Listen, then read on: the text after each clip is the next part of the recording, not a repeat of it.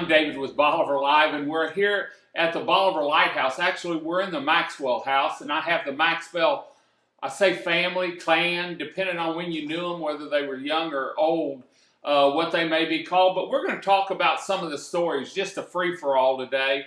I've got David, author, Amy, and Michael with me, generations here that grew up at the Bolivar Lighthouse. And so let's listen in and see what some of the family stories are. And we're going to have more of these down the road. Thanks, y'all, for joining us. Who got in the trouble the most? Who pulled the most stunts out here? Ooh. I think it was probably her brother. Since he's not here, he's the easiest to talk about. But no. What's some of the things y'all? Well, let's start with David and Arthur. You grew up here.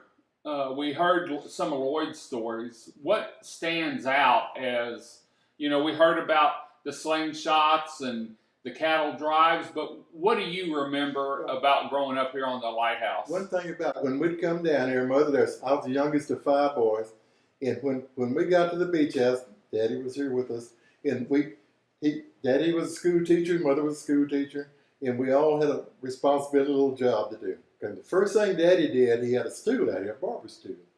Everybody got a haircut. Right on the porch out here. That was the number 1 item. Number 2, we had an old push lawnmower. And we mowed this whole place. Before we did anything else, the grass got mowed. And everyone took turns pushing. Yes. It's a family affair. Everybody took the turns. Oh, yes. That's always the case.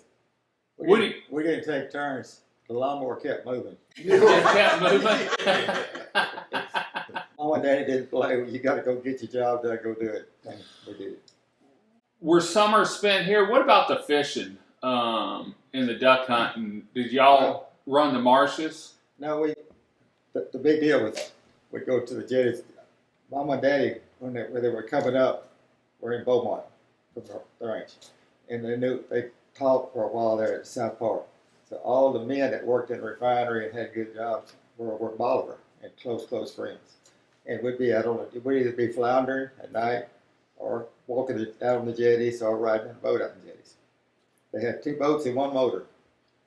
2 boats and 1 motor. Yeah, so we'd go down to the Grandpa's yacht base and fish it down here. And that's the Bolivar yacht base. Yes. Seavers Cove. Okay. All right. And they'd take us out in the bay and they'd drop us off at one of the reefs out there. And we'd anchor and they'd be fishing around and 5 little boys or 4 whoever's in the bucket and the boat would be fishing. And in those days you could really catch good trout and stuff. Yeah, the bay was a lot. Every storm we've had, and we were talking about this earlier, every storm that we've had down here has changed the bay a little bit more and a little bit more. What really happened back then, though, they dug up the reefs out there. The big company in Houston, remember, they got killed in a plane crash. Well, yeah, one of the big concrete companies. They were harvesting oyster shell for oyster shell. Oh, really? Yeah, and it was commercial. What time frame was that? What years? Early 50s. Early 50s? Yeah. And you had oyster shell and you had clam shell. And the clam shell is what people really used on their driveways and stuff. I mean, it was higher price. I only know about one place out there when I was guiding that had clams, and that was over around Sun Oil Cut. Right. I think was the only place. That was the island out there that we own that piece of the property. Off of Elm Grove. Off of Elm Grove. And you had a pole, and Uncle Pat especially and Daddy, they really knew where all the reefs were out there. And you'd take your pole when you were going, you'd find it. We didn't have depth finders back then. Yeah, you used a pole. That was if you found a good reef, that's where you fished. Yeah, it was good fishing, And we could get bait from the yacht base in there because Grandpa owned the yacht base, so we always had good bait. Yeah, plenty of bait. Yeah, we just grew up out there. Yeah. And in the fall, right off of Elm Grove, those little bayous come up, we'd catch flounder.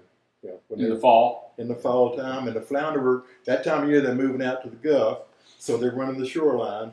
And it's nothing like a good fresh flounder to eat. No, man. And the men that lived over at Bolivar, they were good fishermen. I mean, the Walkers and the Smiths and all those men, and their kids were our age. We all grew up, we just grew up. They're all lawyers in Houston and judges. I mean, Beaumont right now, the Walker. the Walker family. Just good family. And we'd go out on the jetties there and to flounder fish. And to catch a flounder with a pole, you got to be pretty good. Cane pole. Yeah. Because Oh, you use cane pole. Yeah. Poles, yeah. And a flounder would hold it just a second, and then would Just hold it steady, and he'd really hook himself, you know. Try to And run. these people they taught us a lot how to fish. All of them. And a lot of times we'd be out on the jetties. Of course, Daddy taught civics and government at South Park High School, and he taught a lot of these people that, like Dave was talking about, that worked at the refinery, and Daddy worked at the refinery too in his off time. And anyway, we'd be fishing out there, and people would come by in the boat. Hello, Uncle George. Everyone Hello, knew Uncle- everyone. They knew Daddy, you know. And one day, Lloyd asked Daddy, said, "How many kinfolks do we have out here?" They were students of his. Right. They loved Daddy. That's what Lamar University came from. See, it was South Park, basically junior high, junior college. Was And it? it turned into Lamar. Okay. They were some of the original people there. Mama never drive from Cheek. Mama and them when they were kids to Beaumont in a Model A to go to school, high school. No, really. Where was Cheek at? Between Fournette, By the you know where the Goodyear Goodyear plant. plant is? Okay. Interstate 10. There. But the funny part, Grandpa they were little model. They were just teenagers, you know, going to school in this old, and they'd run over and hit Hildebrandt Road, and that would take them into South Park in the Beaumont. Okay. Well, the big thing back then, the roads weren't modernized, you know. Like kids, the turtles would be crossing the road, but they'd try to hit the turtles and kept blowing the tires out on the old car. On the old car. But Grandpa he'd get to help fix a flat tire, you know. So he had enough of it, and Grandpa finally put solid rubber tires on the car. Oh, man. And that cured the tire. That cured the whole problem. But it led to a rough ride. It was rough, I bet. Yeah, Man. Mama said that one of the worst fights was Uncle Pat was out there, Uncle Cecil was out there trying to drive the mag off so the car would run. They had a mud hole, and Uncle Pat turned the key on and And shocked him. lit him up. He says, but they were just range kids that knew how to take care of themselves. But at that time, see, Spilltop had come in, and so one of the richest school district in the country was South Park. Was South Park. And that's where people were, and it was a good school.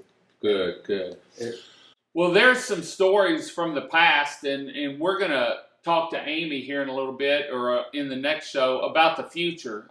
What's being done about the lighthouse, what the foundation, the steps they're taking to get it repaired, to repair the top so our icon of beauty stays atop.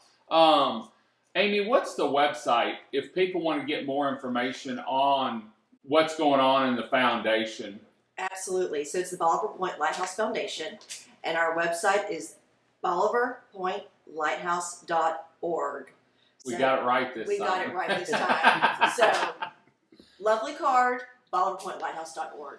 And we'll have more information on our website too, but check out the series, the Lighthouse series. We started them about 4 or 5 weeks ago, and we're going to keep them going through the winter and into next spring. Keep you connected and let you know what's exactly the history of the Bolivar Lighthouse through the people that grew up here. Until next time, I'm David with Bolivar Live. Y'all have a great day, great week. Come see us. God bless, and bye-bye.